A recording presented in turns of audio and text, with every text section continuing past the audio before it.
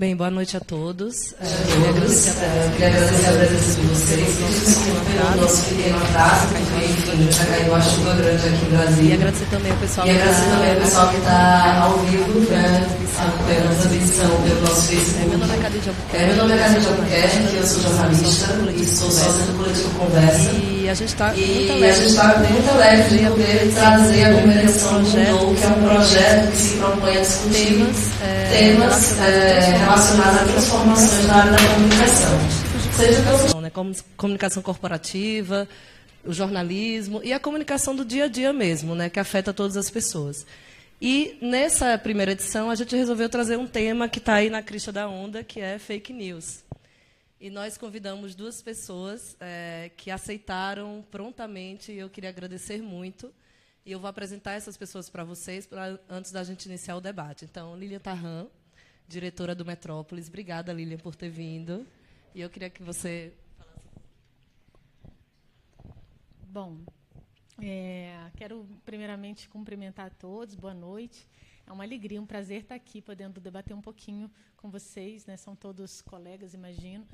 Esse assunto que é um assunto tão importante, né, para todos nós, seja no mundo corporativo, na comunicação pública, enfim, eu acho que em todas as áreas aí a gente tem, é um assunto que precisa ser debatido e a gente precisa achar soluções para poder lidar com a questão das fake news, né? Então, vou me apresentar assim rapidamente.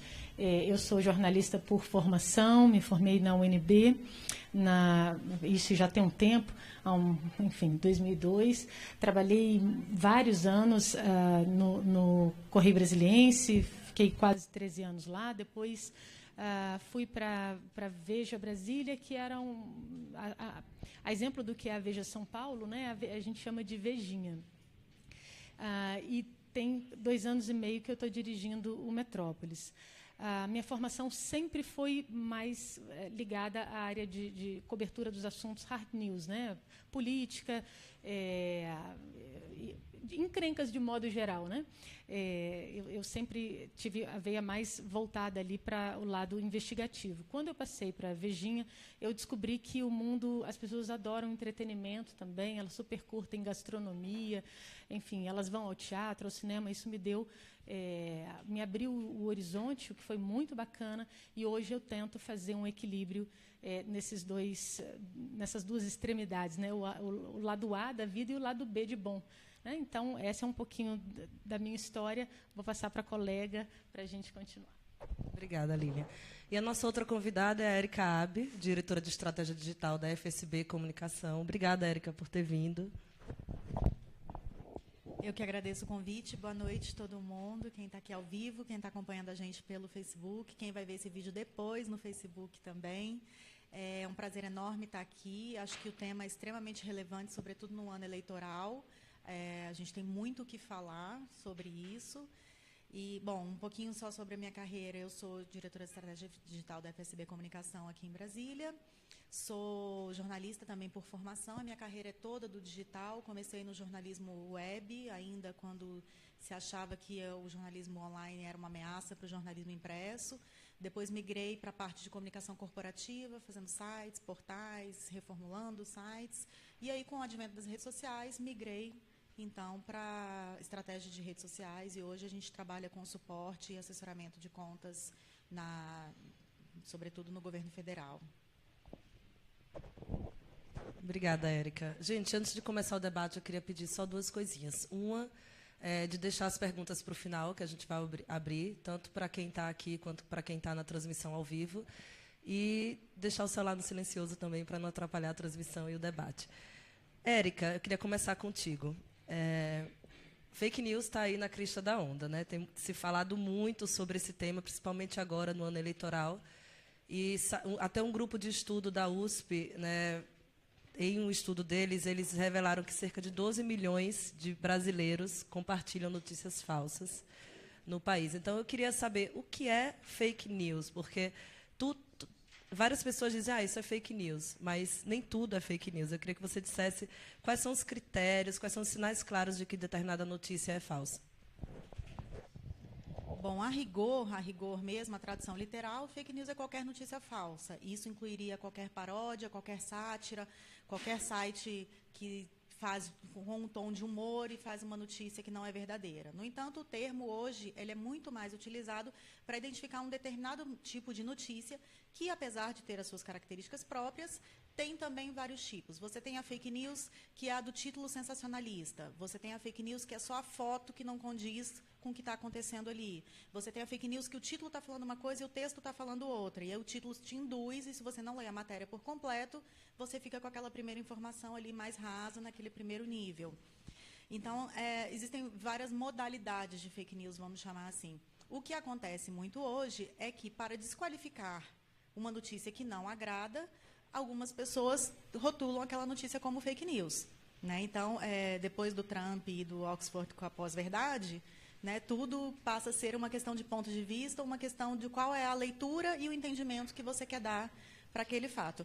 Mas, e aí acho que a Lília vai poder falar isso bem melhor do que eu, os fatos são os fatos e os fatos dizem por si. Né? Então, a checagem dos fatos é o que vai, de fato, diferenciar uma notícia verdadeira de uma notícia falsa, seja qual for a maquiagem que ela utilize. Lilian, as fake news, na sua visão, ameaçam o jornalismo? Como é que veículos como Metrópolis têm atuado para tentar minimizar essas notícias? Eu acho que fake news não ameaça veículo. O veículo, na verdade, é o antídoto. Né? O jornalismo profissional, o jornalista profissional, ele é o antídoto das fake news. Eu acho que ameaça mesmo as pessoas. Então, assim, eu tenho, dentro da minha casa, meu pai é uma pessoa super esclarecida, é um aposentado, é uma pessoa que consome muita informação, mas eu não posso dizer que ele é o heavy user, né? Não é como a gente que está ali devorando o tempo todo, vendo todos os sites, lendo todos os jornais. E num prazo curtíssimo, assim, tem um prazo de 10 dias, ele me chega com 2 informações, veio debater 2 questões e as 2 eram fake news. Então, a história da Marielle, ele veio com essa, mas você viu que coisa absurda, então quer dizer que ela era, então... Ela é mulher do bandido e tal. Pai, onde é que você viu isso? Ah, não, mas é porque me chegou aqui no grupo de WhatsApp, já tem 3 pessoas que compartilharam. Pai, você viu a origem? Você viu da onde? Que site que está te informando isso? Não, na verdade, eu não sei, eu preciso até olhar. E foi uma coisa muito de pronto, tanto é que a gente ainda não tinha feito a matéria no Metrópolis dizendo que era fake news. Imediatamente eu falei, nossa, a gente precisa de fazer a matéria aqui desmanchando essa versão. E coincidiu, inclusive, com o post infeliz do deputado federal, que é da bancada do Distrito Federal, o Alberto Fraga. Então, num momento, ali em poucas horas, poucas horas nada, menos de 1 hora a matéria já estava no ar e tudo, a gente já tinha apurado bastante coisa, já era o suficiente. Usamos um site de fact-checking para poder amparar também a nossa pesquisa e publicamos. E aí eu mandei imediatamente o link para ele ficou meio envergonhado. Nossa, desculpa, é mesmo, né? Olha só, era mentira. Eu falei, pois é, a gente tem que ter muito cuidado com aquilo, com a fonte de quem está nos subsidiando. Essa história agora do WhatsApp, tudo chega pelo WhatsApp, então a gente abre e acha que está valendo. Então, assim, não tem condição. Essa é uma fake news, assim, daquelas completas, né? A notícia é absolutamente mentirosa. Mas você tem um outro tipo de fake news que eu acho que o Eric falou muito bem, é a tal da fake news maliciosa. Então, você pega, por exemplo, um post verdadeiro, um fato que ocorreu, o Gilmar Mendes sendo atacado, né, enfim, dentro de um avião ali, as pessoas gritando e falando que ele é isso, que ele é aquilo. Isso aconteceu. Foi gravado? Foi. É verdade? Claro que é. Só que acontece que estava circulando anteontem. Voltou a circular nos grupos de WhatsApp como sendo algo recente. Mesma coisa, tadinho. Assim, olha, você viu aí? Nossa, o Gilmar Mendes foi arruinado voltando de um avião. Quando, pai? Quando? Parece que foi ontem. Não, não foi. Isso já tem várias semanas. Então, assim... é uma pegadinha. Foi algo que aconteceu, tá ali, para a gente ver. Como é que você vai duvidar de uma informação dessa? A mentira está na contextualização daquela informação. Então, agora, a gente foi vítima, o nosso chargista, que é o Cássio, ele é bastante ácido, mas ele não tem posicionamento, nem de um lado nem de outro, ele bate geral. Um site de esquerda está pegando todas as charges dele, e toda charge, além do desenho, ela tem uma contextualização, tem um balãozinho ali e o que o chargista quer comunicar. Então, o que eles estão fazendo? Eles estão usando a charge, que é verdadeira, realmente foi feita mesmo daquele jeito, mas estão trocando as informações, trocando o texto de dentro do balão. Então, é uma fake news, né? Assim, às vezes inverte totalmente o que a gente estava querendo dizer, o que a gente estava querendo comunicar. Então, eu acho esse tipo de fake news mais dramático ainda, porque é aquela coisa de você usar uma meia verdade com o resto de mentira, né?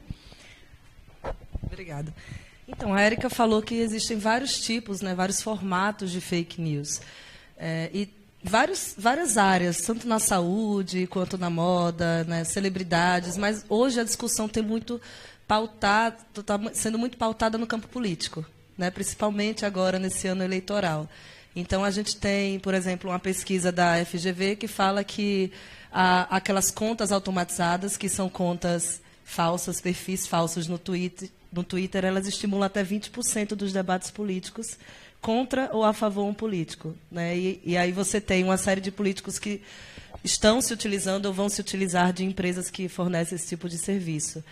Tem iniciativas como a do TSE, né, que recentemente lançou uma comissão para discutir alguns temas relacionados à internet, e um deles são as notícias falsas. Então, eu queria saber, nesse ano eleitoral e num debate, num cenário tão polarizado como no Brasil, a gente vai ver um aumento dessas notícias? Como é que o jornalismo, você falou, o jornalismo, os veículos são um antídoto, né, para as notícias falsas. Como é que o jornalismo, nesse ano eleitoral, vai ajudar a tentar minimizar esse surgimento de notícias? Então, Cadi, num primeiro momento, assim, respondendo a sua primeira pergunta, sim, é um ano que fica tudo exacerbado, assim, é o nosso fla-flu no campo político. Então, obviamente, a gente vai observar, sim, um acirramento. E, assim, eu posso mostrar aqui para vocês, eu percebi nesse fim de semana, eu uso bastante o Twitter, sempre que eu posso, e ele está com notificação. Então, toda vez que alguém comenta, ou que curte, que retuita, ou que começa a seguir, a gente recebe uma notificação. Eu comecei a notar que estava havendo estava demais, assim, as notificações de seguidores estavam fora do normal. E fui dar uma olhada e percebi algo que não acontecia antes, assim, cheio. Se vocês, não sei se todo mundo consegue enxergar, mas entre os seguidores, você pega 3 seguidores que não têm foto no perfil, já é estranho, né? Aí, ó, vocês vão perceber se carregar, mas assim, todos esses daqui, tem vários. Eu notei assim, um monte, ó, tá vendo? 2 seguidores que teoricamente são verdadeiros para 2 seguidores que parece que não são. Obviamente, fui dar uma olhada, abri cada um, aí assim, não tem nenhum tweet. Os caras acabaram de montar as contas. Assim, é lógico que isso daqui é robô, né? E eu comecei a ver quem essas pessoas estavam seguindo. Em geral, eles seguem entre 30 e 50 pessoas. Fui dar uma olhada, todos jornalistas, formadores de opinião ou políticos. Então, assim, na cara dura, assim, os caras estão fazendo, nem disfarçam, porque se você fizer um negócio, colocar uma foto ali, você não vai nem, na correria, acaba nem percebendo. Assim, é lógico, isso começou a acontecer de um final de semana para cá, né? Então, assim, claro que é um momento em que a gente fica mais vulnerável, sim, a esse tipo de coisa. Eu fico tentando pensar, o que é que eles vão fazer, né? Assim, como esses robôs aqui, porque eles são robôs, em que momento que eles vão agir e como eles vão agir. Obviamente, a gente tem a obrigação de comunicar o Twitter, é o que eu vou fazer, comunicar oficialmente. Eu acho que eu não consigo ali, um por um, ir bloqueando, porque eu estou percebendo que vem numa quantidade muito superior, eu teria que passar um dia inteiro ali bloqueando esses novos seguidores, então a gente precisa mesmo pedir ajuda institucional, né? Assim, no meu caso, como sou jornalista, percebi rapidamente, mas está na cara aqui que isso vai ser usado, né, de uma maneira indiscriminada entre formadores de opinião e não formadores de opinião, né? Então, a gente precisa se proteger com certeza. E, Érica, você acredita que iniciativas como a do TSE, né, de formar esse conselho, podem neutralizar ou, pelo menos, ajudar nesse monitoramento das notícias falsas? Olha, ajudar sempre ajuda, né? Mas, na verdade, o papel principal é o papel do cidadão, é o papel do eleitor, porque é isso que a Lília está retratando na experiência particular dela e que cada pessoa vai ver nas suas próprias contas. A movimentação de bots vai crescer, não é de hoje que isso acontece, nas últimas campanhas eleitorais isso já aconteceu, a diferença é que agora a gente tem um volume muito maior, o fundo partidário, com as novas regras, vai fazer com que as campanhas sejam majoritariamente na web, então eles vão atacar com tudo. Além disso, tem essa coisa meio que da modinha, assim, né? O próprio candidato vai contratar querendo já que uma agência, uma assessoria que faça fake news. E aí tem a rodo no mercado. Quem quiser achar, tem muitas. Empresas sérias, obviamente, não fazem, mas que tem gente fazendo. Isso aí, né, já foi até tema de reportagem no Fantástico, não é segredo para ninguém. Uma questão que eu acho importante ressaltar é que essa denúncia, esse reporte que a gente faz para a ferramenta, faz com que eles, de fato, olhem com mais cuidado para aquela conta e também monitorem aquilo. Mas as próprias ferramentas precisam se mobilizar e contratar pessoas para conseguir abarcar toda essa demanda. Porque imagina só, se cada um de nós aqui nessa sala começar a denunciar os seus robôs nas suas redes sociais, quantas pessoas eles vão ter lá para ter que realmente checar isso? Porque também é o outro lado, né, que o grande debate da fake news é esse, é o da liberdade de expressão. Se você elimina a conta ou bloqueia a conta de uma pessoa que, na verdade, não é fake, que uma pessoa que só por não ser alfabetizada digitalmente não conseguiu subir uma foto lá no Twitter ou não colocou a sua descrição e ela acabou de chegar na ferramenta, até porque é um ano eleitoral, ela quer ficar mais antenada com aquilo, e aí viu lá que era uma jornalista de renome, vou entrar, vou começar a seguir, vou seguir outros jornalistas, que é o de praxe, que acontece nas ferramentas quando as pessoas entram, é começar pelos jornalistas, e aí você vai estar bloqueando um usuário que, na verdade, estava querendo fazer um bom uso da sua ferramenta. Então, é um debate delicado, é uma posição que exige muita averiguação, não só do lado do eleitor, que tem que checar a notícia, tem que checar o fato, tem que checar a fonte, tem que checar se realmente tem aquele site que publicou aquela notícia, tem um jornalista responsável, ele se apresenta para a população quem ele é, quem é que dirige, quem é o diretor de redação daquilo ali, quem assinou aquela matéria, como também das ferramentas que vão checar isso. Porque você tirar do ar um conteúdo verídico, um conteúdo que não é fake news, é o outro lado do negócio que aí vai assumir um contexto, uma terminologia de censura, vai assumir um outro caráter que não era o objetivo inicial. Então, o desafio maior do TSE é esse, é conseguir separar o joio do trigo, né? Em um ano em que a expertise da fake news está em justamente fazer esse mix. É você colocar, às vezes, um título que é falso, mas o texto todo é verdadeiro. E aí? Qual que é o peso da balança? Se a foto é falsa, mas o texto é verdadeiro, né? Enfim, às vezes a matéria é verdadeira, mas o post que a pessoa escreveu lá, o texto do post, seja no Facebook, no Twitter, enfim, ele é falso. E aí você tira aquele post do ar, você tira aquele link. São muitas nuances, são vários momentos, etapas para se verificar e não é uma coisa muito simples de se fazer. Eles estão contando com a assessoria das próprias ferramentas, estão montando um time super bacana. Eu acredito mesmo que eles vão conseguir fazer um trabalho bacana. Mas, assim como no jornalismo offline, o direito de resposta dificilmente é igual ao peso que tem da difamação, da calúnia, enfim. No caso da Marielle, agora recente, a gente teve um cenário um pouco diferente, que mostrou um pouco de como seria isso, que a gente teve 2 vezes mais tweets na rede, falando sobre a defesa, desmistificando a fake news, desmentindo a fake news, do que de fato, os tweets que falavam que ela era, né, casada, namorada, enfim, de A ou B, enfim, coligada a X ou Y. né? E aí, mas ainda assim, você teve pessoas de grande influência, pessoas de renome, que postaram aquele conteúdo, e que será que os seguidores deles viram a resposta? Será que os seguidores desse determinado político, por exemplo, que a Lilian citou, viu que, na verdade, não era bem aquilo, ou a pessoa consumiu aquela informação, fechou o Twitter e vai abrir o Twitter só semana que vem? Porque a gente que é heavy user usa toda hora, todo dia está aqui conectado, mas a maior parte da população, né, tem outras coisas e não fica só no Twitter.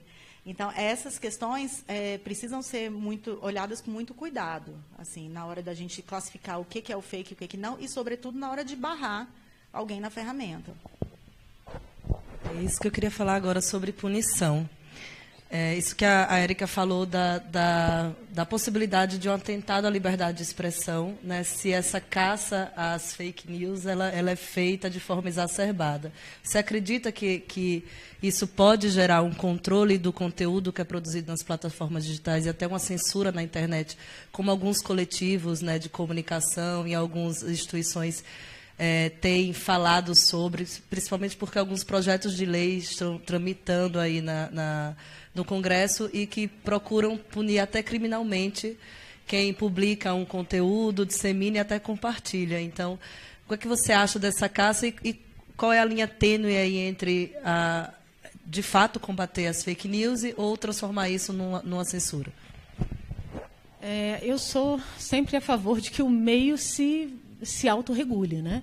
Acho que a gente já tem os instrumentos jurídicos que estão aí, constitucionais, e que, se houver excesso, o tema vai parar na justiça e a mediação vai ser feita na justiça. Não acho que essa regulamentação tenha de vir das plataformas, porque aí vai ser muito subjetivo.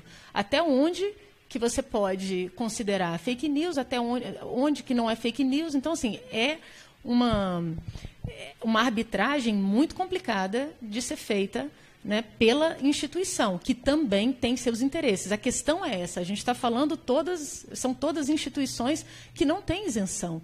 Então, como é que a gente vai ter a garantia de que o critério vai ser o critério da isenção? Então, assim, eu realmente acho que, se houver, e quando houver, claro que há excesso, mas se houver e quando houver, isso tem que ir para a justiça, e não só para a justiça, mas para as instâncias competentes. Então, nesse caso, eu acho que sempre que a gente exemplifica, é bom, porque cria aquela imagem na cabeça. Nesse caso mesmo da Marielle, foi exatamente o que aconteceu. Então, a família se sentiu, não só a família, mas boa parte da população se sentiu atingida com aquela mentira, e a população, os familiares e os amigos se mobilizaram e foram até a justiça pedir a retirada daquele conteúdo na internet, e não só isso, mas também foram pedir que, por exemplo, o parlamentar que falou bobagem, que escreveu bobagem a respeito do caso, que ele seja punido também dentro da instituição que ele representa. Então, eu penso que, nesse caso, o meio se autorregulou. E aí, a justiça vem como, em tese, né, ela é isenta, em tese, ela é isenta e ela vai arbitrar a situação. Mas eu não acho que a gente possa entregar isso para as instituições que são as plataformas, porque aí vai ser cada qual com a sua cabeça e a sua sentença, e eu acho que o resultado vai ser muito mais dramático, vai ser ruim. Érica, ainda falando sobre punição, a gente tem uma referência, né, recente da lei alemã, né, que foi criada a lei de aplicação na internet para proibir, né, e retirar, obrigar que provedores e redes sociais retirem do ar conteúdos que sejam julgados ilícitos. Você acha que é uma boa referência para o Brasil? Você acha que isso funcionaria em nosso país? E você conhece outras iniciativas de regulamentação e de punição a notícias falsas em outros países? Esse caso da lei alemã é muito interessante porque eles têm umas pesquisas que mostram que só 26% da população alemã está na internet e que 6% deles usam as redes sociais como principal fonte de informação. Que é igualzinho o Brasil, só que não, né? A gente está exatamente no lado oposto. E ainda assim eles avançaram e fizeram uma legislação que você tem 24 horas para tirar um conteúdo obviamente falso do ar, e você tem 7 dias para tirar um conteúdo que exige algum tipo de contestação, algum tipo de prova que mostra, para evidenciar que aquilo ali é falso. O que acontece? Eles não divulgaram ainda os resultados. A lei entrou em vigor agora no 1º de janeiro. O primeiro balanço oficial do governo alemão vai sair no meio do ano. Só que eles já estão estimando ali que, em média, o Facebook tem apagado 15 mil posts por mês. Já. Numa sociedade que não está totalmente ali nas redes, né? Que as redes não são o principal veículo. Então, vocês imaginam isso no tamanho do Brasil, com o tamanho da população que a gente tem e com o grau de conectividade e de assiduidade nas redes sociais.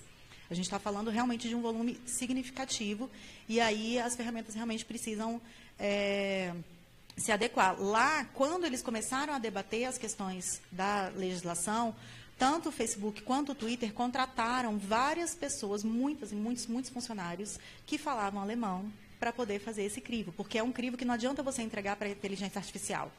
O machine learning não chega até aí. Né? Ela faz um primeiro filtro, claro, ali, mas o pesado mesmo fica na mão do analista. É um ser humano olhando ali notícia por notícia e checando detalhe por detalhe para saber se aquilo ali é de fato uma fake news ou não. Por outro lado, o que acontece? Já existe uma iniciativa dos parlamentares alemães querendo fazer uma emenda nesse projeto, mostrando que as pessoas que tiveram seus posts apagados indevidamente têm direito a restabelecer aquele post com aquela data em que foi postada, com aquele engajamento que foi postado. Então, assim, você recuperar toda a memória daquela postagem e republicar no perfil da pessoa. É uma confusão, no fim das contas, de um país que é infinitamente menor do que o Brasil em termos de população e de área territorial. Aqui a gente está falando de uma outra coisa, de uma outra dimensão. Poderia o Facebook, o Twitter, o Google, enfim, fazer a mesma coisa aqui? Poderiam. Talvez o governo brasileiro pudesse fazer uma força-tarefa mais forte em relação a isso, uma vez que a demanda da população e do nosso cenário, né, que isso de fato vai acontecer. O caso da Marielle foi o exemplo bem recente e bem evidente de como as eleições vão ser esse ano. Mas, como a Lília bem colocou, tem essa questão dos interesses. Até que ponto é do interesse do governo fazer isso? Até que ponto a população não precisa se mobilizar para pedir isso, né? Para conseguir que isso aconteça. No caso do Google, por exemplo, eles têm alguns sites, algumas matérias que já foram checadas por parceiros, sobretudo em inglês, que quando você coloca essa matéria no Google, o título da matéria, um trecho da matéria, ele já mostra assim, tem essa matéria no site tal, e essa matéria foi checada por um parceiro nosso e foi considerado ok, senão eles não estariam mostrando. Isso não chegou ainda no Brasil. Aí a pergunta que fica por que isso não chegou ainda no Brasil, se a gente tem o boatos.org, se a gente tem a agência Lupa, se a gente tem vários veículos aí que estão cada vez mais antenados com essa checagem. Né? Então, talvez exija um movimento mesmo de população e de governo para trazer isso mais para perto. De outros exemplos, a gente tem também a França, que está avançando numa legislação nesse sentido, mas que ainda não aplicou. Se eu não me engano, Indonésia e mais algum outro país, que agora me falha a memória do lado de lá, vizinho deles, que também estão tentando emplacar, mas que não tem, primeiro, o tamanho continental do Brasil, o tamanho da população do Brasil e nem o grau de sociabilidade virtual, vou inventar esse termo aqui agora, como os brasileiros. Então, eu acho que se no Brasil a gente conseguisse, de fato, fazer com que o case fake news fosse revertido, com que a gente conseguisse criar ferramentas, que isso, de fato, a gente conseguisse combater e mudasse um cenário eleitoral, seria, sem dúvida, referência mundial. Mas a gente ainda está caminhando a passos lentos. Então, dentro desse mesmo raciocínio de que o meio se autorregula, eu tenho um exemplo de hoje. A gente publicou agorinha mesmo uma nota mostrando que a vice-presidente da OAB, aqui no Distrito Federal, ela também assim, foi vítima e fez vítimas, né, de fake news. Ela usou um post que estava circulando, como se fosse uma enquete ali para saber, seria uma página do STF, mas o STF não tem perfil no Instagram, e a enquete perguntava, prisão em segunda instância, sim ou não? Alguma coisa nessa linha. Ela pegou esse post e sapecou nos ministros. Eles merecem muitas vezes, mas assim, em cima de uma notícia falsa, pegou mal pra caramba. E ela ainda patrocinou o post. Então, assim, foi uma gafe patrocinada e cujo alcance certamente vai ser, né, mais extenso. O prejuízo é duplo, né? A vergonha também. Então, agora, isso ficou impune entre aspas, né? Não, gente, mas não durou 20 horas, assim, rapidamente, eu acho até que eu estou colocando mais tempo. Num instante, as pessoas começam peraí, isso é verdade? Não, a página é mentirosa, e pronto, de repente vira notícia, a situação está esclarecida e vira case para a gente estar conversando aqui.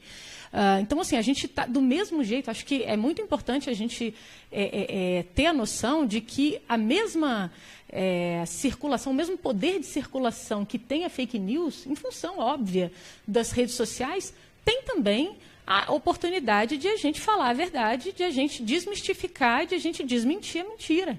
Então, a gente tende a aproveitar justamente isso, né? Eu acho que o retorno, a resposta é a agilidade e o compromisso na checagem. Enfim, era só... Não, então vamos falar sobre Facebook, né? Que vive aí no centro das polêmicas, agora está com a nova polêmica ainda relacionada à campanha do Donald Trump, né? Que foi a questão do Big Data. E, recentemente, além dessa polêmica do Facebook, na semana passada, o próprio MBL, né, utilizou de um aplicativo chamado Voxer, que vai um grau além do Big Data, que é postar pelas pessoas as mensagens que eles querem que sejam postadas em perfis de pessoas reais, né, sem saber se isso é de fato consentido ou não. Alguns estudiosos, as pessoas ficaram assustadas com isso, né, e alguns estudiosos falam do início de uma guerra suja no país, né, nesse período eleitoral. Você acredita que existe, de fato, essa guerra suja? Voxer e coisas piores virão? Como é que é isso? Eu posso dizer assim que eu tenho certeza que ela existe. Isso aí, Cambridge Analytica está aí para mostrar, né? No caso do Facebook, tem uma particularidade que é a questão da microsegmentação. A partir do momento que ele consegue falar só para aquele público e a mensagem que aquele público quer ouvir, você customiza o seu post patrocinado para a pessoa se sentir amparada naquele post, para a pessoa se identificar com aquele conteúdo. E aí, já tem várias teorias da comunicação que comprovam isso, que a gente tende a acreditar mais no conteúdo que a gente já acreditava antes. Então, quando você olha aquele rol de notícias, você escolhe, quase que inconscientemente ou automaticamente, as notícias que endossam o que você já sabe, o que você já acredita. Está vendo? Olha aqui, está aqui o que eu acho está certo, olha aqui como que eu acho está certo. É como se a gente precisasse reafirmar o tempo todo que o que a gente acha realmente é verdade.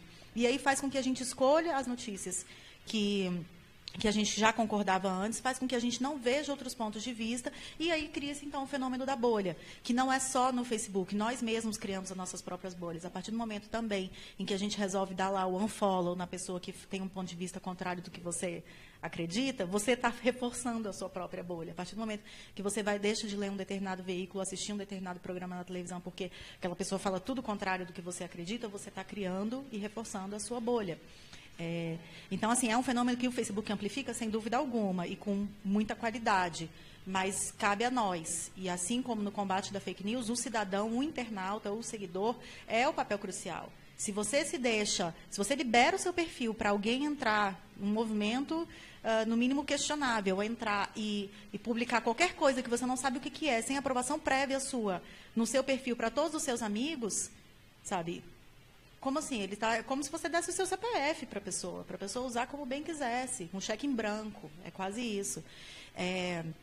E aí é muito louco isso, porque as pessoas, de fato, têm um lado de que eu acredito em qualquer coisa que eles disserem, então sim, eu te dou o meu acesso, e tem o outro lado, que é a discussão inicial da Cambridge Analytica, que é das pessoas que tiveram seus perfis violados sem nem saberem, né? Uma pessoa X usa um determinado aplicativo que libera que todos os outros amigos dela liberem seus dados na rede. E a gente fica sabendo, né? Eles fiquem sabendo dos dados de todo mundo. E isso, em quantidade, enfim, né? Em escala, você consegue, de fato, segmentar mensagens. O grande poder do Facebook hoje está nisso. E é o principal atrativo dos políticos, ao fazer uma campanha no Facebook, eles estão apostando nisso, na microsegmentação. Uma saída, sem dúvida, é quanto menos informação sua você colocar na rede, menos capacidade eles têm de microsegmentar. Né? Mas aí é uma questão particular de cada um, do quanto você quer dividir com os seus amigos, o quanto você quer dividir com a sua ferramenta. Vou fazer uma provocação. Entrem lá no seu Facebook, vão lá nas configurações e tem como você fazer o download dos seus dados que estão lá. Eu tenho certeza que a maioria de vocês vai ficar assustado com a quantidade de coisas que dá para saber da gente mesmo ali. Tem coisa que você olha e fala, acho que nem eu sabia que eu sabia isso de mim, sabe? Tipo, é muito doido, porque é muita informação. Eles conseguem fazer muitos cruzamentos, muitas informações que estão ali, que você vai postando e nem percebe ao longo de tantos anos na ferramenta. E quando você vê, está tudo condensado, prontinho. Só falta dizer assim, ó, essa pessoa quer ouvir isso, quer nessa linguagem, com esse formato, nesse horário, nesse dia da semana. Acabou. E aí você vai receber aquela mensagem, você vai ser impactado por aquilo. Para a população menos alfabetizada digitalmente, tem gente que não percebe a diferença de um post patrocinado de um post orgânico. As pessoas consomem o conteúdo como se, né, fossem tudo a mesma coisa. E aí tem um outro fenômeno também que é muito interessante, que as pessoas pararam de ver as notícias no site, né, seja ele qual for. Elas viram no Facebook, elas viram no WhatsApp. Como se o Facebook publicasse o conteúdo, como se o WhatsApp publicasse o conteúdo. E, na verdade, você viu por meio do Facebook, por meio do WhatsApp. Por isso que eu até gosto de enfatizar muito essa questão da ferramenta. Né? Não foi o Facebook o publicador, o jornalista não trabalha para o Facebook, o jornalista não trabalha pelo WhatsApp. Mas você vê recorrente no discurso das pessoas. Ah, não, chegou aqui no meu WhatsApp, eu li essa matéria. Ah, é de onde? Não sei, eu vi no WhatsApp. Né? Mas e a checagem da fonte, e a checagem do veículo? E aí a checagem do veículo é uma outra coisa que também é importante a gente colocar aqui, que se por um lado você tem que olhar se o veículo é um veículo de credibilidade, é um veículo minimamente conhecido, por outro, isso faz com que você fique refém sempre dos mesmos.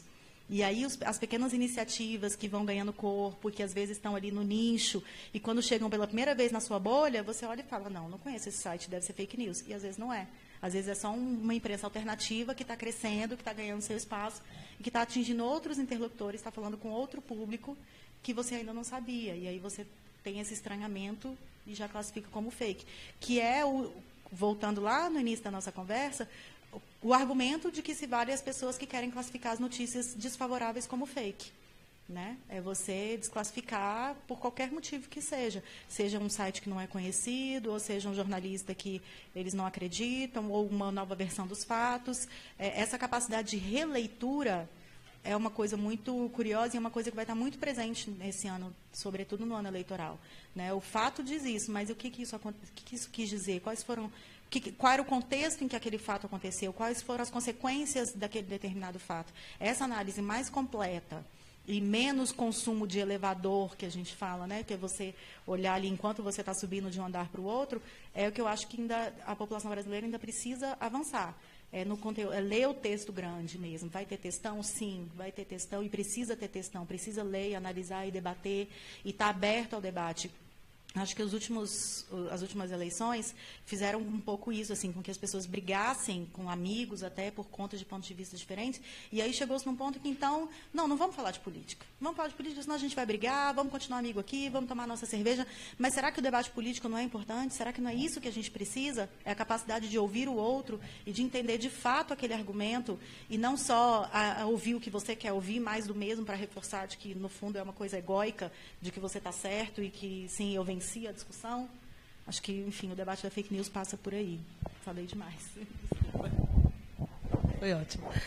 Eu acredito que o fortalecimento das notícias falsas encontra ressonância no perfil das pessoas hoje, né, de consumir informação. Então, aquilo que a gente estava conversando, Lilian, do jornalismo cidadão, né, que vai um pouco mais atrás, a questão da forma de comunicar. As pessoas hoje elas não mais consomem apenas informação, elas produzem informação, elas precisam opinar sobre tudo. Então, eu queria que você falasse um pouco sobre isso, sobre as pessoas produzirem, terem seus próprios canais. Hoje qualquer pessoa pode ter um blog, nas suas próprias redes sociais ela pode fazer um live, ela pode comentar, ela pode opinar sobre qualquer notícia. E a gente sabe hoje que o poder de influência dos seus pares está mais ligado. O poder de influência que a pessoa tem em relação a algumas informações está mais ligado aos seus pares do que às instituições. Então, eu acredito mais naquela pessoa que eu acompanho e que eu acho que tem um pensamento mais parecido com o meu, do que num veículo X, porque eu acho que ele está vendido para determinado partido. Então, queria que você falasse um pouco isso. Eu sei que você tem um vídeo para mostrar, que a gente pode mostrar em seguida. E é isso.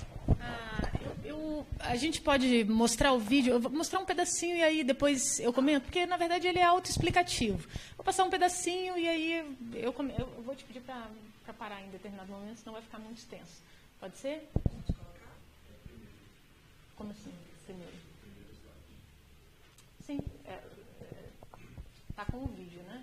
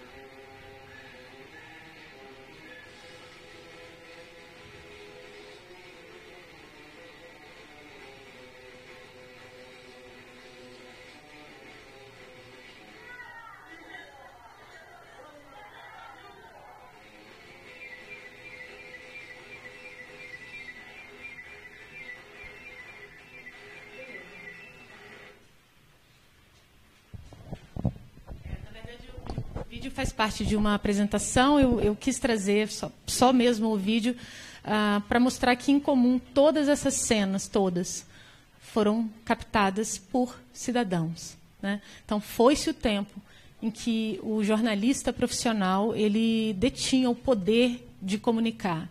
Não. Agora, todo mundo que tem um celular, que tem uma rede social, tem o poder de comunicar. Então, isso, sim, isso transformou, virou de cabeça para baixo a forma de se consumir notícia, de se fazer notícia, de se checar a informação. Acho que a gente não deveria encarar, né, da maneira pessimista. Ah, puxa vida, olha que absurdo, agora todo mundo pode, né, dar uma de jornalista, pode dar informação e, poxa, a gente não tem de fazer essa reserva de mercado, até porque eu penso que nunca a nossa profissão foi tão importante. Né? Assim, a captação, ela está aí para todo mundo. Qualquer um de nós, jornalistas, não jornalistas, podem testemunhar um episódio desses e jogar nas redes e isso virar notícia. Agora, quem vai contextualizar, quem vai aprofundar, quem vai checar se essa informação é ou não é verdade, aí sim é um grupo muito mais restrito, que é esse grupo profissional do qual a gente faz parte. Então, o jornalismo cidadão, o jornalista cidadão, é assim que eu defino, né? E o contrário também, né? O cidadão jornalista, né? Então, é uma reflexão que eu acho que a gente tem de fazer sempre. Todos nós somos capazes de produzir conteúdo, mas o jornalista profissional, ou aquele que se propõe a fazer a comunicação institucional que seja, ele sim tem a obrigação de aprofundar, de checar e de contextualizar essa informação. Eu acho que você entrou numa questão importante, que é da rotina produtiva hoje dos jornalistas, né? E a gente vai falar um pouco agora da nossa área. Já com o início, né, da internet, acho que agora com as redes sociais e com essa possibilidade de todo mundo produzir notícia e captar imagens, a rotina produtiva do jornalista está cada vez mais histérica, né, para você conseguir dar conta de todo o volume de informação que chega nos veículos, fazer a apuração de forma correta disso e checar se essas informações estão corretas. Então, como é que a redação hoje dos veículos elas têm tentado não cair na veiculação de informações que não são verdadeiras, né, porque vocês recebem muitas informações, então tem essa parte do fact-checking, e a gente vê aí algumas agências surgindo no Brasil.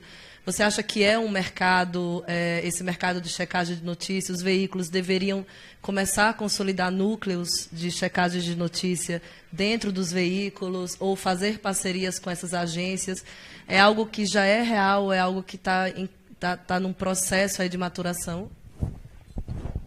Eu acho que a característica principal do jornalista, do bom jornalista, né, tem gente que diz que é escrever, tem gente que diz que é apurar.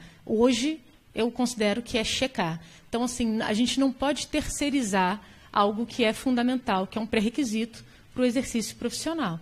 Então, lógico que as agências, elas somam esforços nesse contexto, mas a gente não pode entregar elas, até porque são poucas agências ainda, são agências pequenas, que não têm braço, elas fazem essa checagem, gente, quase que por amostragem. Então, por exemplo, a gente tem uma parceria, a gente assina a agência Lupa. Eles pinçam uma matéria, 2 matérias, 2 conteúdos às vezes, no máximo 3 conteúdos por semana, para poder fazer essa checagem. A gente produz, num dia, 140 matérias. É o que a gente publica. Então, assim, imagina só se a gente só estivesse confiando a um parceiro, a um terceiro, a qualidade da checagem. Bom, a gente estaria cometendo muita bobagem. A gente erra, com certeza, muito. É do jogo, faz parte. Portanto, a gente sempre está atento e é muito interessante que as pessoas são muito atentas. Olha, é batata. Quando se erra, tem sempre alguém ali para apontar o erro. Então, a gente tem que ser muito rápido também na correção e deixar isso explícito. Essa questão da internet, ela exige que a gente seja muito veloz, que a gente, né, dê respostas rápidas, mais ou menos. A internet, ela é um universo uma plataforma onde você pode publicar imediatamente ou você pode levar 1 mês, 2, 3 meses, 1 ano para publicar uma reportagem especial. Estou vendo a Gabi trabalhou com a gente, né, Gabi? A gente tem enfim, uma rotina de dividir a nossa produção entre aquela produção hard news. Olha, a gente precisa ser rápido, tem de ser mais rápido do que o outro, tem que treinar para isso, e treinar para isso significa colher a informação mais rapidamente, checar mais rapidamente e publicar rapidamente. Mas a gente tem um outro núcleo, que é o núcleo das especiais, de você aprofundar aquele debate, escolher um ponto ali que, de repente, merece a nossa atenção e fazer uma reportagem de fôlego. Então, a gente tem vários episódios recentes, sei lá, do último ano, em que a gente usou esses 2 lados do jornalismo online. Não sei se vocês se recordam, mas acho que foi no ano passado, aquele episódio em 3 Corações, que o cara bateu, foi uma cena horrorosa, que ele espancou a mulher, que era uma vigilante, e aquilo foi gravado. Não sei se todo mundo se recorda, mas foi uma cena horrorosa, assim. E a cena começou a veicular nas redes sociais. Ninguém sabia direito o que era, mas assim, a violência é chocante, né? O cara dando um chute no rosto da mulher. E a verdade é que a vigilante foi tentar separar, né, o marido da mulher, partiu para cima dela, e ela acabou sendo vítima ali, pior do que a própria esposa. Então, foi um horror. Obviamente, a gente imediatamente deu o vídeo. O vídeo estava circulando, o vídeo era forte, a gente sabia que ia gerar um engajamento. A gente vive disso, a gente precisa da audiência, a gente precisa do engajamento, mas seria, de nossa parte, irresponsável, vendo uma cena horrorosa daquelas, não ir até lá e entender melhor o que era aquilo. Então, a gente viajou, foi uma equipe, viajou para Três Corações e fez uma reportagem super detalhada e aprofundada daquele episódio. A gente descobre, então, coisas mais dramáticas ainda. Poxa, a mulher, né, desse agressor, ela era delegada da mulher no município.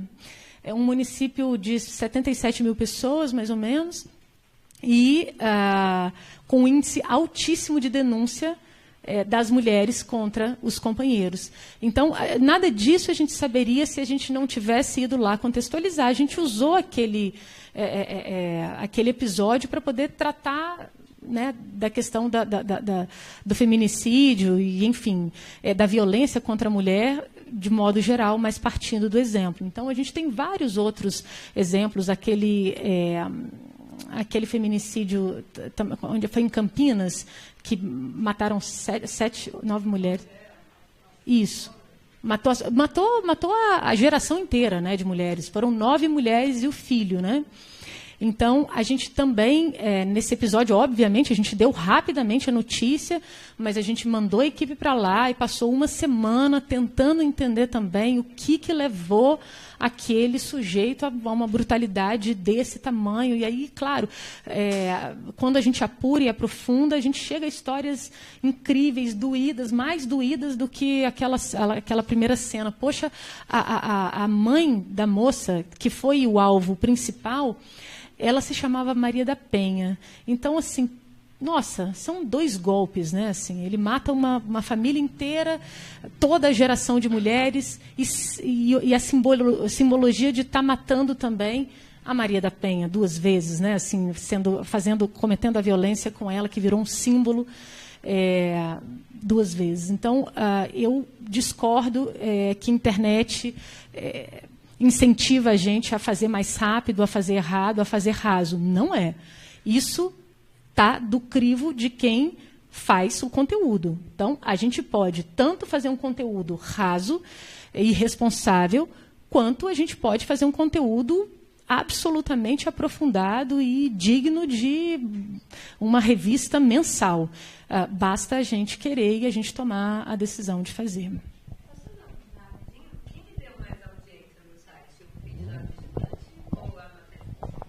Sem dúvida nenhuma, o primeiro vídeo. Aí, quanto a isso, não dá para a gente mudar a cabeça das pessoas. É isso aí, infelizmente. Mas a obrigação de fazer os 2 conteúdos a gente tem. Obrigada, Lília. Érica, e em relação à rotina produtiva dos estrategistas digitais, né? Você é uma diretora de estratégia digital de um grande grupo, né, que atende clientes diversas áreas do setor público também, clientes que podem ser vítimas de notícias falsas, né, muitas vezes. Então, como é que as pessoas que trabalham hoje com estratégias digitais, elas estão mudando a sua rotina produtiva? Existem novos processos que são incorporados nela para poder lidar com essa avalanche de informações?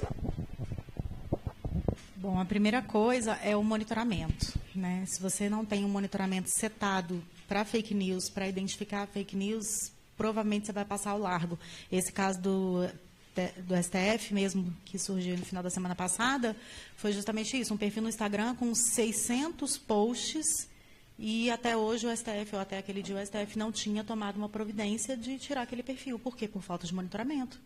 Imagina, 600 posts, qualquer monitoramento razoável pega um perfil que se chama STF-JusBR, sem ponto, né? Então, lá na FSB, a gente já tem um monitoramento setado para fake news aqui, sobretudo lá no Ministério da Saúde, que é um dos nossos maiores clientes, as meninas estão aqui.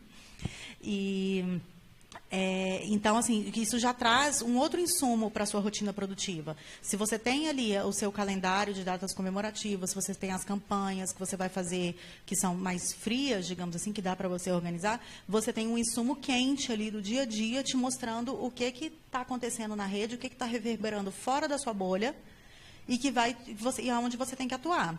Então, a gente já começa a produzir conteúdo que seja um combate àquela fake news. Você já tem vídeo, você já tem card, que vai te dizer, sobre um determinado assunto, você ouviu falar isso? Mentira, isso é fake news. Você já tem. Então, você usa da criatividade do analista de mídia, conhecido mais popularmente como social media, para combater a fake news por meio de um conteúdo institucional.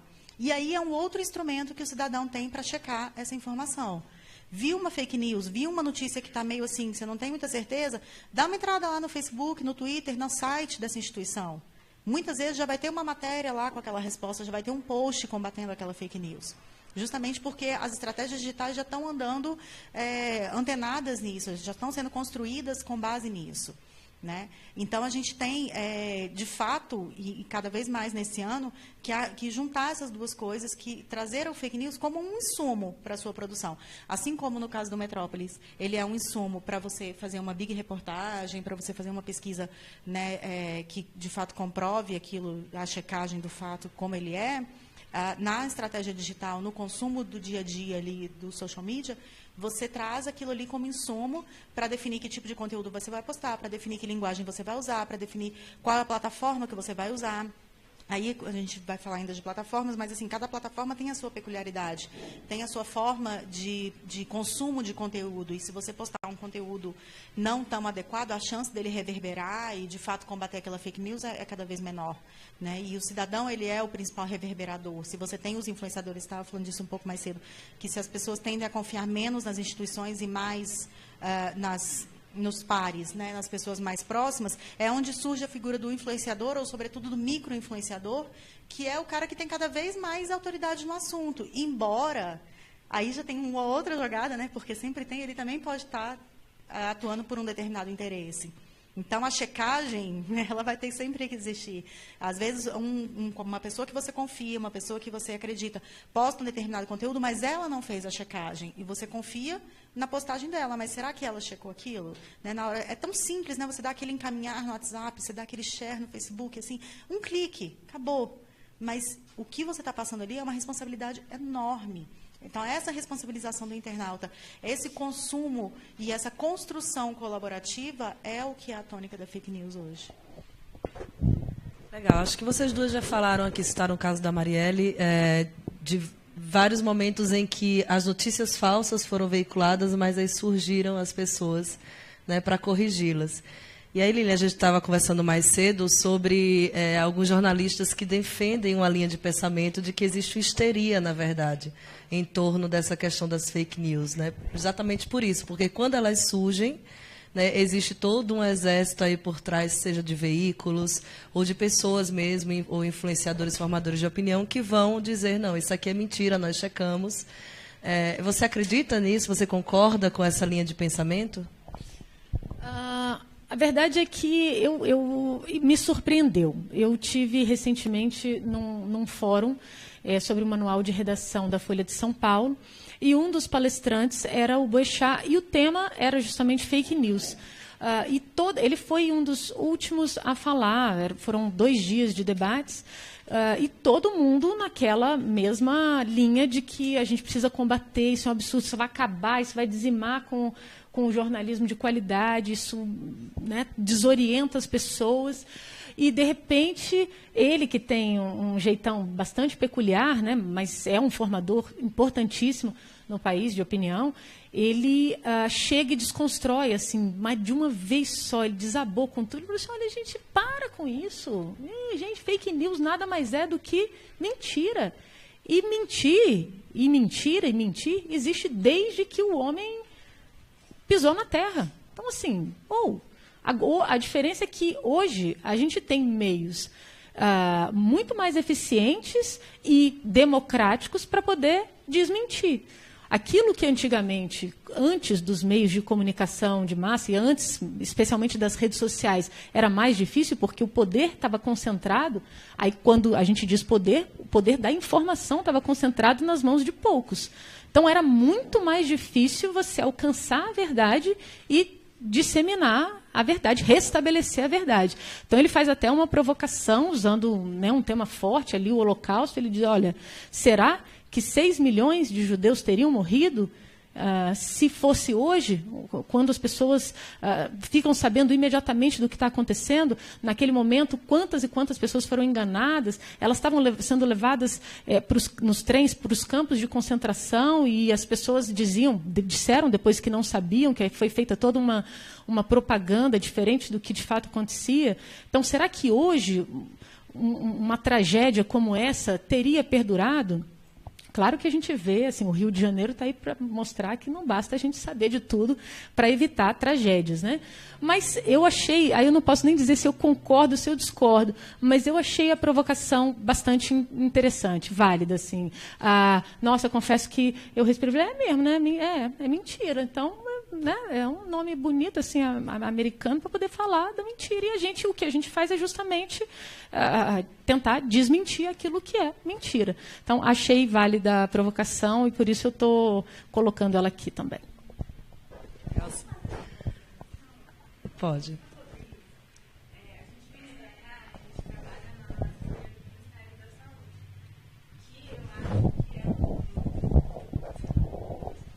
Que eu acho que é um dos grandes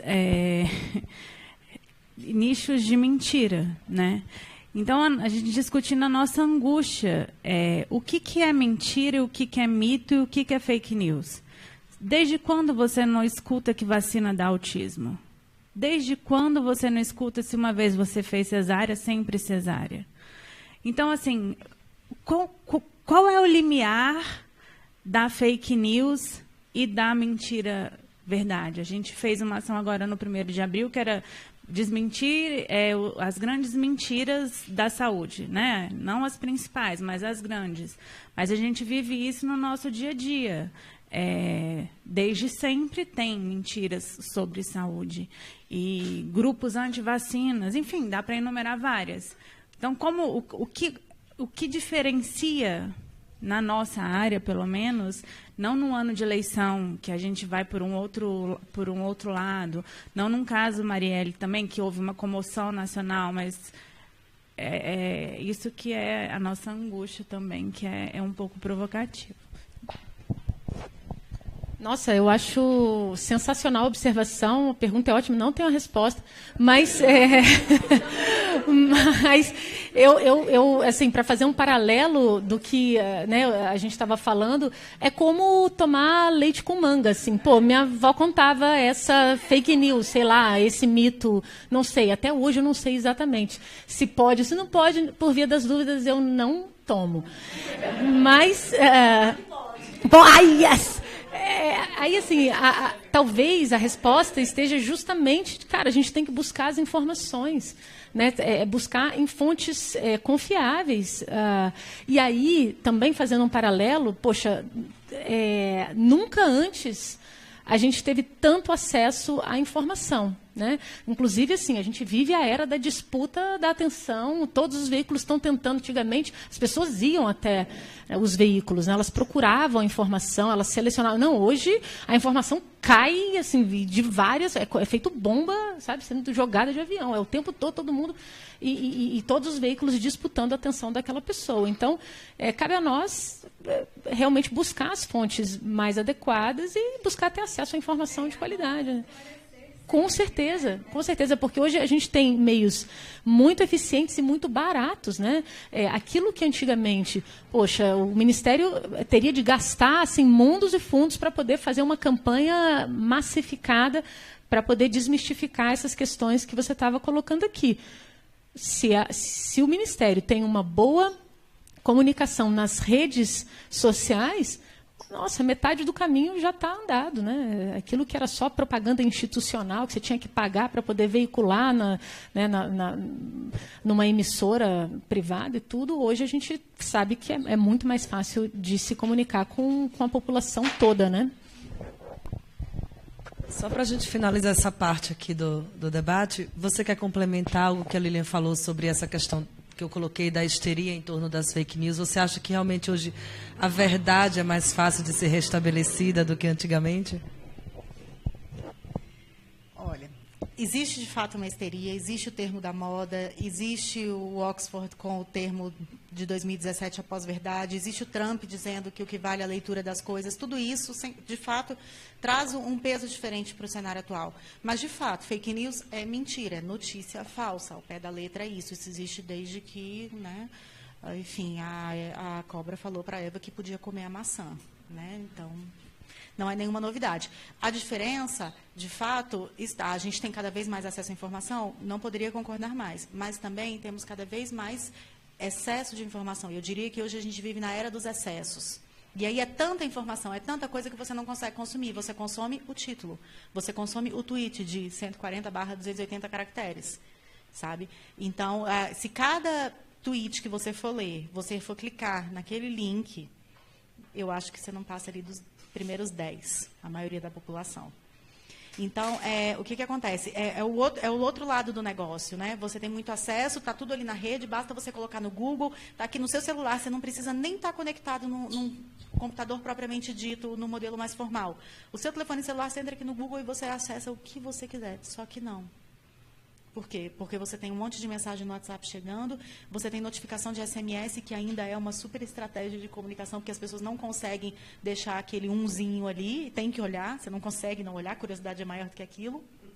E é um dos grandes sentimentos da rede, que é aquele FOMO, o Fear of Missing Out, que nada mais é do que o medo de perder as coisas, o medo de, enquanto eu estou aqui, tem o quê? Uma hora e meia que a gente está aqui conversando, o que deve ter acontecido lá fora? Eu sei que teve um tiroteio lá na sede do Google, será que quantas pessoas morreram? Até a hora que eu vi, não tinha ainda informação. Será que era verdade? A primeira notícia que eu ouvi na rádio, saindo da FSB hoje, eu já fiquei assim, gente, será que isso é verdade? Mas deu na Reuters. Bom, a Reuters, né, credibilidade, a CBN está dando aqui agora, estou ouvindo, mas...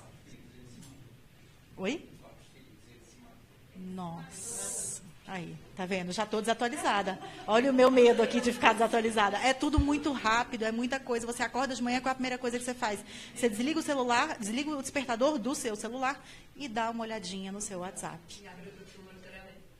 E abre o grupo do monitoramento para quem é aí da Heavy User mesmo, né? Vê o que aconteceu na madrugada que bombou, vê a sua análise de cenário do dia. É muita coisa acontecendo ao mesmo tempo, então é difícil acompanhar. E aí as pessoas que produzem aquela fake news maliciosa, e aí a fake news...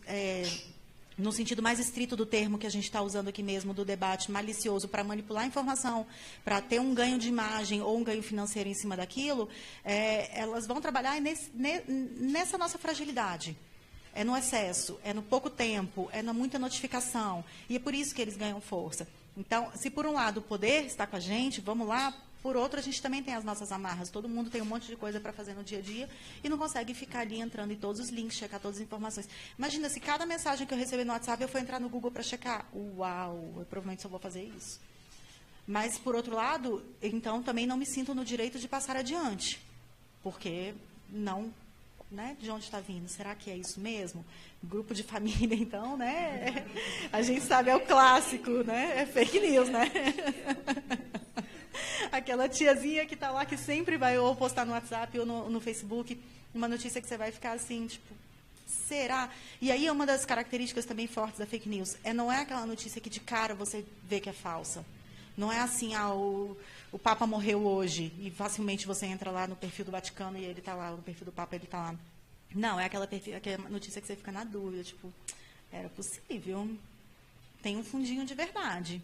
E aí é nisso que ganha credibilidade, é nisso que... Então, se por um lado existe, voltando à pergunta aqui, existe a histeria, existe o motivo da histeria, vamos dizer assim, ela é fundamentada, ela tem respaldo na nossa própria ação enquanto coletividade, enquanto sociedade.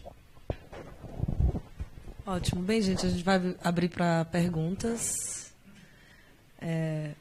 Rodrigo vai ajudar aqui, né? Quantos minutos a gente tem? O Facebook avisou. Zuckerberg avisou.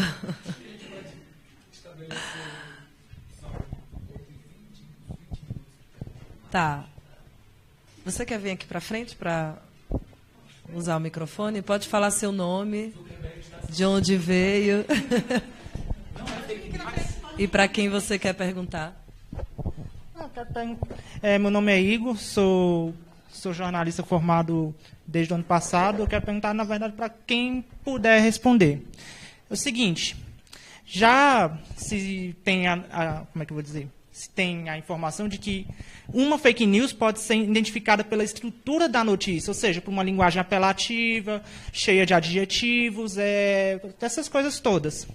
Mas quando é que, se a fake news passar a ser produzida por jornalistas profissionais que fazem, por exemplo, um lead bonitinho, um título mais ou menos, conhece a estrutura, como é que vai ficar a questão da identificação da fake news se a notícia passa a ter uma estrutura correta, um lead, uma aspas, mesmo que seja falsa, enfim, se a pessoa que está produzindo não é um robô, é um jornalista que conhece, que sabe produzir informação. Como é que as pessoas podem, o público comum pode desmentir aquela fake news? Obrigado.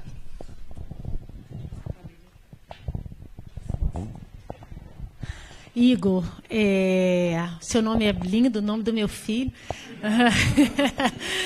É uma observação absolutamente pertinente, porque a grande verdade, assim, eu vou falar do ponto de vista do jornalismo digital, tá? Eu tive experiência no jornalismo durante muitos anos, né, no jornalismo impresso, mas é o digital que eu acho que tem mais a ver aí com essa questão. Sim, como a gente tem uma contingência pela audiência, então é muito comum a gente cair nessa armadilha. A gente precisa da audiência, a gente precisa do chamado clique, porque é a audiência, a impressão de página, não devia se chamar impressão, né? Porque não é no papel, mas é a impressão de página ali na web que imprime também a propaganda que, embora valha centavos de dólar, mas vale. Então, milhares de centavos de dólar paga um veículo de comunicação. Daí a gente está o tempo todo correndo atrás da audiência. E quando você corre atrás da audiência desarvoradamente, sem pensar no problema que isso causa, a gente vai chegar nesse ponto. Você vai começar a criar... Você deixa de lado, muitas vezes, ali a técnica jornalística, né, para poder chamar a atenção, para poder fazer um título apelativo, enfim, para poder atrair. Você vira um publicitário, você deixa de ser o jornalista, né, você é o jornalista fazendo o post. Quando você vai embrulhar aquilo ali, colocar nas redes sociais, que eu chamo assim, daí você respira a sua veia de publicitário. E esse é o risco. Então, assim, com toda franqueza, esse é um exercício que a gente tem que fazer mesmo e dar passos atrás. Pelo menos no Metrópolis é o que a gente tem feito. A gente entendeu em determinado momento que, olha, peraí, a gente está exagerando. Está demais. Assim, a gente está apelando em alguns títulos que muitas vezes, Igor, não eram condizentes com o conteúdo show de bola da matéria, mas os títulos estavam exagerados. A forma que a gente estava vendendo o conteúdo estava exagerada. Então, é nesse momento que você fala, peraí, vamos repensar isso daqui, porque senão a gente está prestando um desserviço. E aí você tem que buscar outras alternativas, né, de crescer a audiência, porque você precisa de crescer o faturamento para poder pagar o projeto. Então, por isso é que eu acho absolutamente pertinente a sua observação, que é realmente um drama, e não digo só um drama nosso, não. Vocês podem perceber que todos os grandes veículos de comunicação, tem hora que eles parece que estão em crise de identidade, né? Você observar um Estadão, que é um jornalão super sério, né? Sisudão, de repente fazendo graça, usando até uns termos que nem combinam com eles, assim, fazendo, né, um tipo de postagem mesmo que não é comum para esses jornais mais tradicionais. Por quê? Porque está todo mundo em busca de chamar a atenção. Agora, a que custo? Qual o preço que a gente vai fazer os nossos clientes, né, os nossos leitores pagarem? Não pode ser o preço da qualidade, não pode ser o preço da enganação. Então, a gente precisa, sim, de repensar e reavaliar essa questão, com certeza.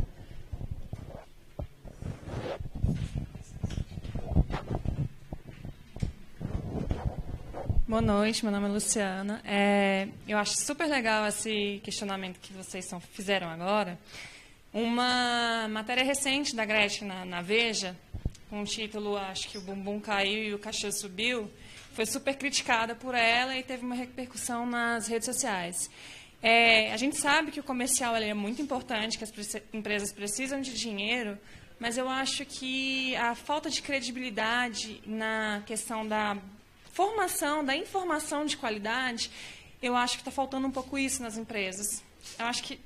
Será que elas estão pensando nisso? De informar melhor e ganhar mais credibilidade? Acho que é esse o meu questionamento.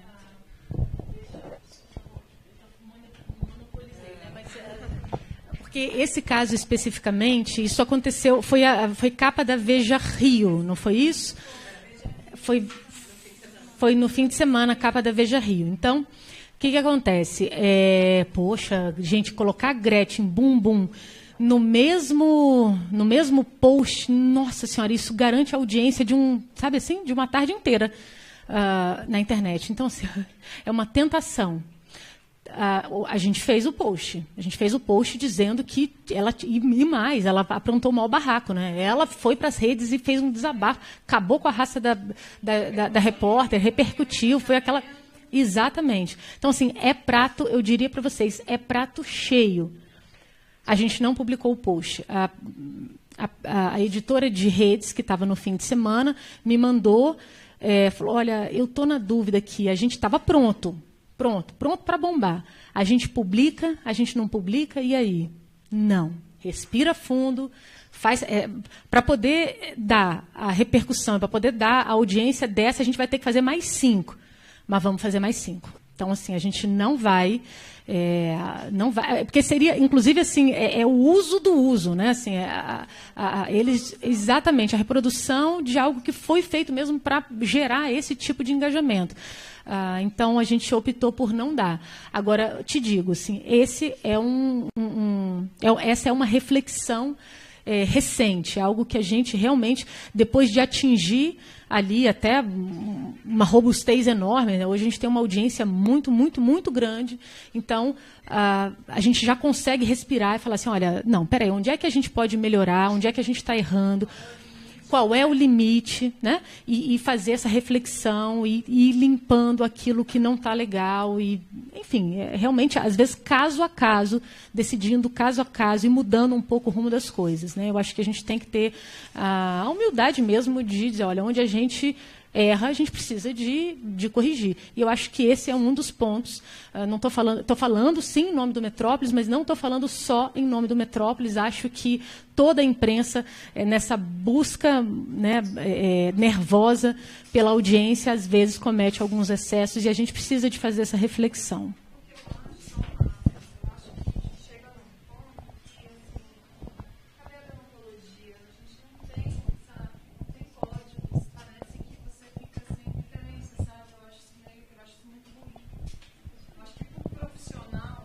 Comprometido com um trabalho bacana, isso é muito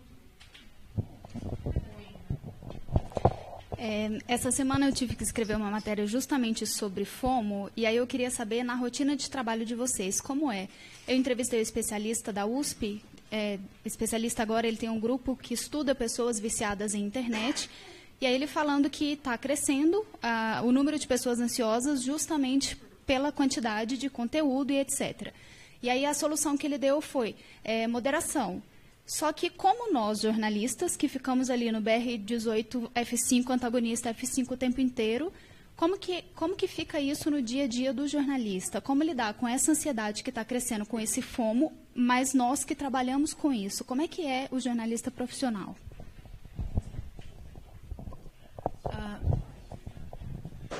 Antes da Lilian responder, eu queria só avisar. Temos mais 2 pessoas aqui inscritas para fazer pergunta e depois disso a gente encerra, tá bem? Com licença.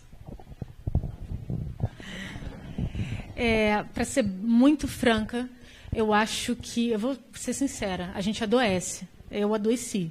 Então, aí quando você vai parar no médico e você vê, poxa, não, estou doente, preciso de respirar aqui, ver como é que eu vou voltar. A gente vai se embrenhando mesmo. Eu acho que todo mundo vive, de certa forma, essa pressão por estar atento a tudo e não perder nada. Eu sou muito metódica, então eu preciso vencer toda a informação, e eu fico arrasada porque eu sequer dou conta de ler todo o conteúdo que a gente publica. Então, assim, isso me adoeceu e eu tive de parar e pensar que, não, eu não posso me deixar acabar mesmo, porque o mundo está vivendo exatamente num período em que a gente está sendo caçado, né, pelo excesso de informação. Eu acho que depende de uma reflexão muito individual mesmo. Assim, a gente começa a perceber que está entrando numa rotina, eu digo do ponto de vista de quem trabalha com a questão da comunicação, né, profissionalmente, né? É insuportável. Todo mundo. Então, assim, o nosso grande desafio é ser curador, né? Então, por exemplo, a gente vive ali um estresse muito grande, especialmente na cobertura de Brasil, porque Brasil é tudo, tudo que está acontecendo o tempo todo, e aí? O que você publica e o que você deixa de publicar? É difícil quando você vira um meio de comunicação nacional de massa. Peraí, por que você achou que essa informação é mais importante do que aquela? Então, assim, é uma curadoria mesmo que depende de muita experiência, porque você tem que estar, na verdade, preparado para poder limar um monte de coisas. Agora, confesso que eu não tenho, para isso eu ainda não tenho solução, tenho tratamento, e eu estou fazendo. Érica, a Lilian falou dessa questão da rotina do jornalista, mas na área de vocês também, né? O tempo inteiro essa sensação de perder as informações. O outro lado do monitoramento é você estar o tempo todo, né, conectado e sabendo o que aconteceu lá. Então, se você tem um ótimo serviço de monitoramento, maravilha, mas você precisa consumir aquela informação para adaptar a sua estratégia. Então, talvez esse medo de perder as coisas que é no nível A, na sociedade em geral, para a gente que trabalha com isso, eu diria que está lá no nível W, Z, uma coisa bem, bem, bem distante. E é isso mesmo, é 24 horas conectado. E aí uma das coisas eu acho que é assim, né, você separar os seus momentos. A hora de comer não é hora de olhar o celular, né? Lá em casa a gente faz isso, assim, tipo, não. A hora de comer é a hora da gente se olhar e conversar e falar do dia, e depois a gente olha. Se for muito urgente, alguém vai te ligar. Mas naqueles 20 minutinhos ali, que você está ali tendo aquele momento, né, de desligar e, enfim, né, tirar férias, ter o seu fim de semana. Você fica conectado? Fica, lógico, mas não tão conectado. Eu acho que a gente pode falar aí de níveis de conexão, assim, de níveis, quantas vezes você olha. Tem um aplicativo interessante que você baixa no celular que te mostra quantas vezes você desbloqueou o seu celular naquele dia. É assustador. É assustador.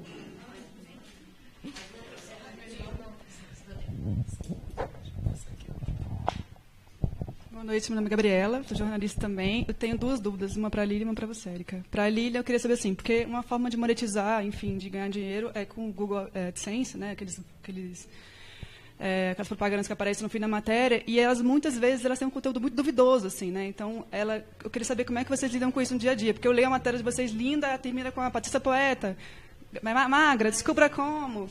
E aí dá um choque na cabeça, assim, tipo, é fake news ou não é esse site? Assim, eles tornam duvidoso, no caso, né? E para a Érica, porque eu vi um dos dados que passou ali sobre os repórteres e editores falarem muito do Facebook, mas não sei se é uma impressão minha, tem umas coisas que eu estou lendo, mas o WhatsApp ele é bem mais perigoso, assim. É mais difícil de estudar, inclusive de pesquisar o WhatsApp, porque a gente não tem como calcular, né? Porque é uma coisa muito subjetiva. Quero saber como é que vocês fazem esse monitoramento, se tem alguma pesquisa nesse sentido, se vocês têm uma preocupação direta, talvez, de criar, sei lá, grupos para poder, por exemplo, essa questão da febre amarela, né, que foi uma fake news que gerou muitas assim, mentiras. Não sei se vocês têm um conteúdo mais exclusivo para WhatsApp, enfim. Eu estava conversando com o Khadija hoje mais cedo, a gente ama quando vem no final da matéria assim, Patrícia Poeta emagrece e choca Taguatinga. Tipo, oi? Essa da Patrícia Poeta está em todas. Eu acho que eles estão com muito dinheiro, realmente. Né?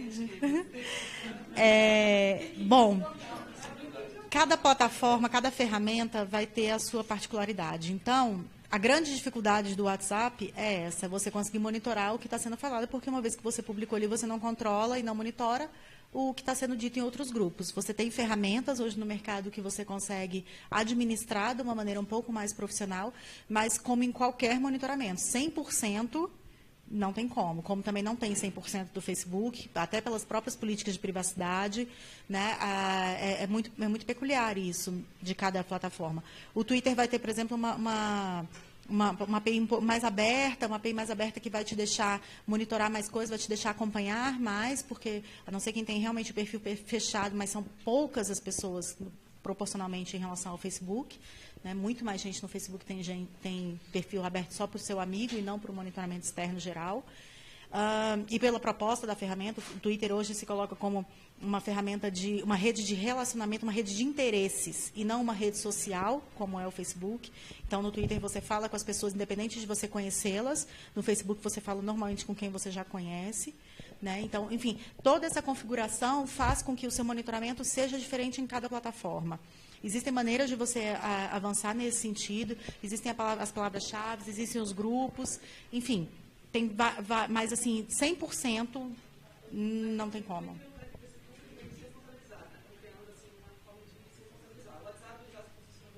Sim, o que acontece? O Twitter e o Facebook, até nesse caso da Alemanha, eles disponibilizaram que o próprio usuário denuncie aquela matéria para checagem ou que tire do ar temporariamente até que aquilo ali seja comprovadamente verdadeiro. Isso é uma coisa. No WhatsApp, eles já anunciaram que eles vão lançar uma ferramenta que, quando você vai compartilhar aquele link, ele te diz assim, esse link já foi compartilhado várias vezes aqui dentro do WhatsApp. Tem certeza que você quer seguir? Né? Não é denuncie, mas é tipo, pensa bem, para um pouquinho. A questão é que nem aquele aviso do Waze, de que você é passageiro ou você é motorista, e aí ele não vai funcionar, o que a gente faz? Vai no automático, né?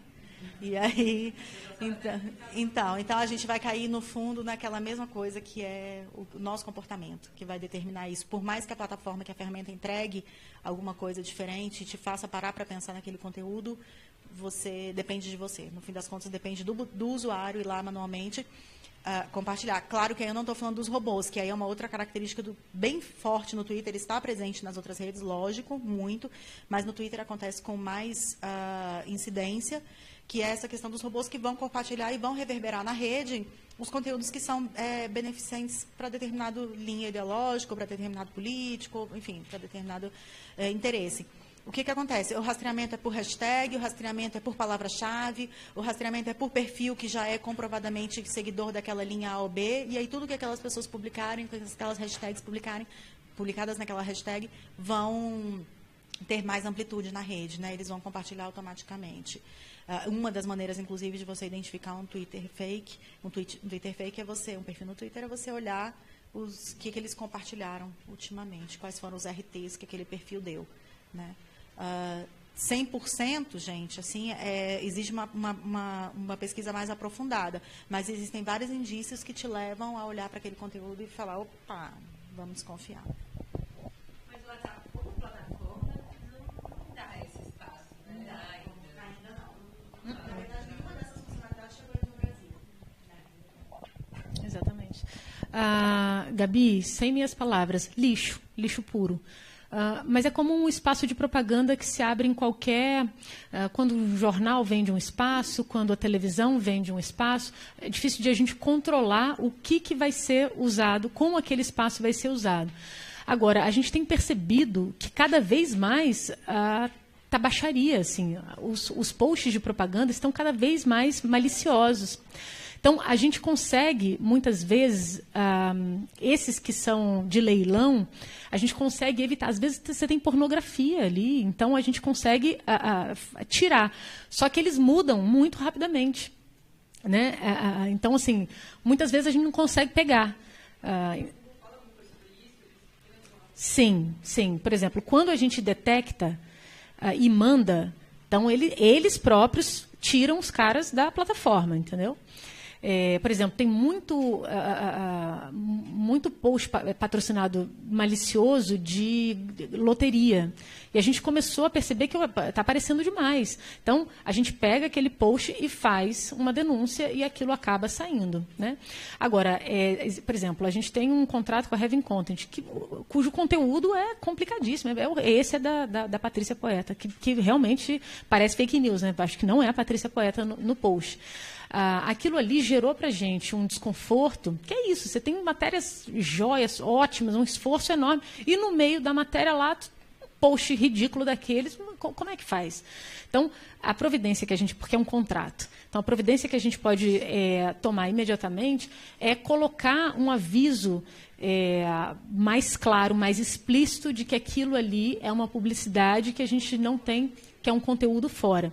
A gente está fazendo o redesenho do site na versão 2.0, uma questão de usabilidade, de tornar a experiência do usuário melhor.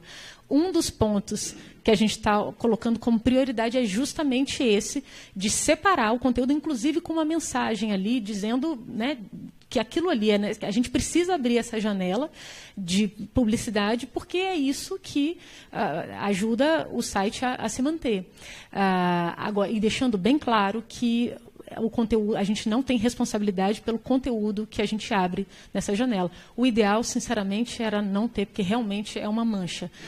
Você tem, no meio do conteúdo, você tem um lixo que a gente, em algum momento, se Deus quiser, a gente espana.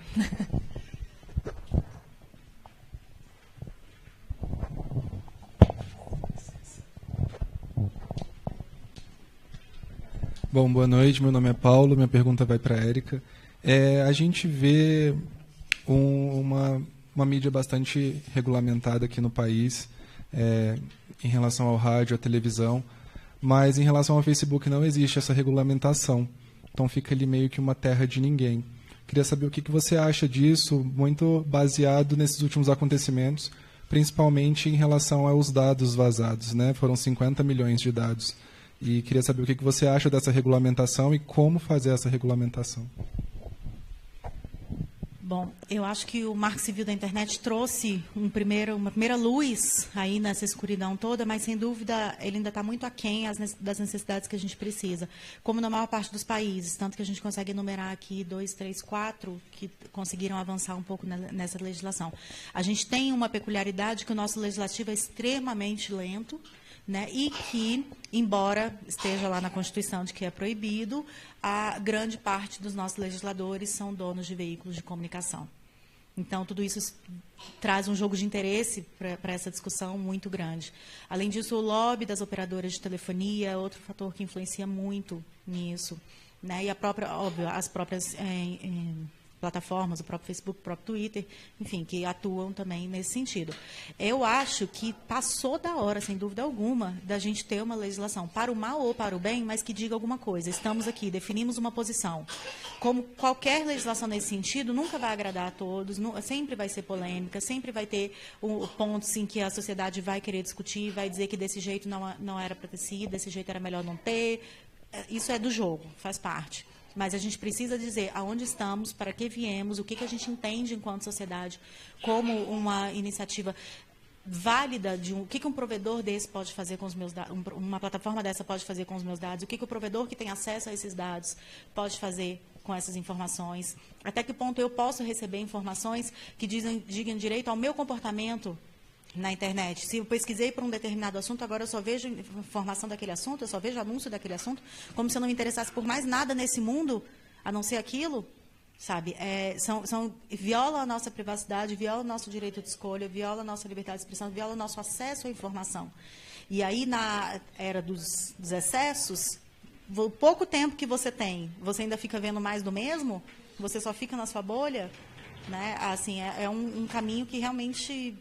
assim, vai de mal a pior, né? Não tenho a menor dúvida.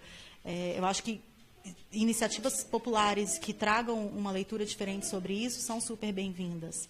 Assim, a gente esperar, honestamente, e aí falando aqui enquanto Érica, pessoa física totalmente, a gente esperar que o governo vá fazer alguma coisa, os próprios legisladores vão encampar e levantar essa bandeira, assim, eu tendo a achar que é muito pouco provável, infelizmente.